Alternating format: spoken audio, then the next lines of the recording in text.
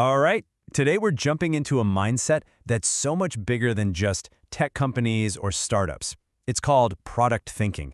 And honestly, it's a game-changing framework for building the single most important product you will ever work on, yourself. So, have you ever felt just lost? A little confused in the face of all this uncertainty? Our source material has a great word for it, mangran. It's that feeling when information and pressure are just flooding in from everywhere, and you have no idea how to sort through it. Well, today, we're going to build the mental toolkit to do exactly that. So, let's get right to the heart of it. The author of our source, Liang Ning, puts forward this amazing idea. Productability isn't just some line item on your resume. No, it's a fundamental human capability. It's your core power to create real, tangible value from who you are and everything you know. And that brings us to the core metaphor here. Everyone is a product. Now hold on, that might sound a little weird or transactional, but it's not about that at all. It's actually a super powerful way to think about your own growth. It means seeing yourself as something to be understood, developed, and delivered to the world in a way that creates value for others and, by extension, for you too. Think of this mindset as your own personal operating system. It's how you filter all the noise and decide what information actually matters. It's how you pull together your skills and your network of people. It's how you deliver on what you say you're going to do. And maybe most importantly, it's how you get back up after you fail. Because any good product person will tell you getting things wrong is just a step on the path to getting them right. So, okay, how do we actually do this? Our very first tool is all about empathy. The source material tells this fascinating story about a so-called marriage coach who used to be a product manager. And what she does is help people find partners by teaching them to see other people not as this jumbled mess of confusing traits, but in clear, distinct layers. Just look at how this framework breaks it down. We all start at the surface, right? The perception and role layers. That's what you see, what they do for a living, and that's where most of our interactions stay. But the real magic happens when you start digging deeper, through their resources, their actual capabilities, all the way down to their core. That's where you find what truly drives a person. What gets them out of bed in the morning? Is it a need for security, for recognition, to make an impact? Understanding that core, that's the secret to creating real, lasting value for them. Okay, tool number 2 is all about strategy. Because let's be honest, just working hard isn't enough, right? You have to be working hard on the right things. This means you got to stop seeing yourself as just an individual and start seeing yourself as part of a much bigger system of trends and industries. Turns out, your success depends way more on which system you choose to join. This story just illustrates it perfectly. Imagine two identical twins. It's 2010, they both graduate. One joins Tencent, basically hitching his wagon to a rocket ship, the booming mobile internet. The other joins a traditional newspaper, an industry that, was not doing so great. Fast forward just 7 years, their lives couldn't be more different. And it wasn't because one worked harder, it was because of the system they chose to be a part of.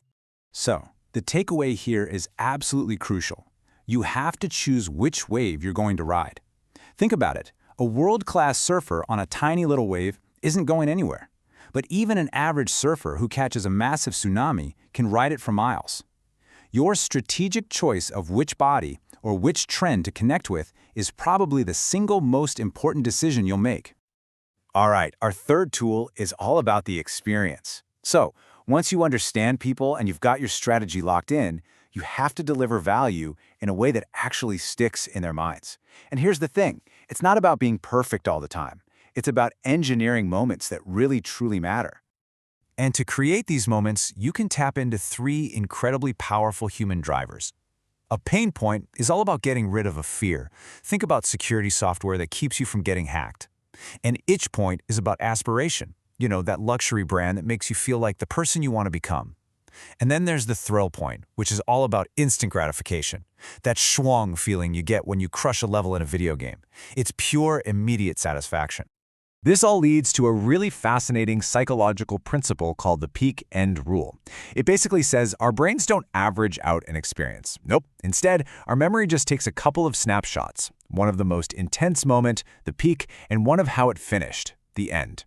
Pretty much everything else in between just kind of blurs and fades away.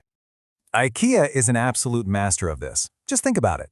The peak of your trip is wandering through those beautiful, perfectly staged showrooms, imagining this amazing new life. And the end, it's that ridiculously cheap and tasty $1 ice cream cone right by the exit. So what do we conveniently forget? The frustrating middle part. You know, hunting for the right aisle in the giant warehouse, lifting the heavy boxes, and then the nightmare of actually assembling the furniture. By designing an amazing peak and a super satisfying end, they make the entire experience feel great in our memory. It's genius. Okay, so let's pull all these threads together. These tools we've talked about, empathy, strategy, experience design, they aren't just abstract ideas to think about. They are the actual building blocks for you to take control. They're what help you shift from being a passive passenger in your own life to becoming the active architect of your own value. So let's just do a quick-fire recap of the product mindset. First, see yourself as a product that's always a work in progress. Second, use that deep empathy to see past the surface and get to what people truly need. Third, be strategic and pick the right currents to ride. Fourth, consciously design experiences for people that have memorable peaks and great endings. And last but not least, always be iterating, always be learning from the feedback the world gives you. Why does this all matter so much? Especially right now. Well, because the world can feel pretty uncertain and chaotic, can it? This way of thinking, it gives you a process. It gives you a reliable method for building your own stability, your own value, and your own path forward, one intentional step at a time. And that really just leaves us with one final thought.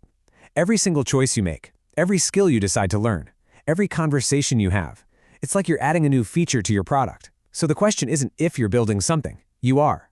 The real question is, what product are you choosing to build today?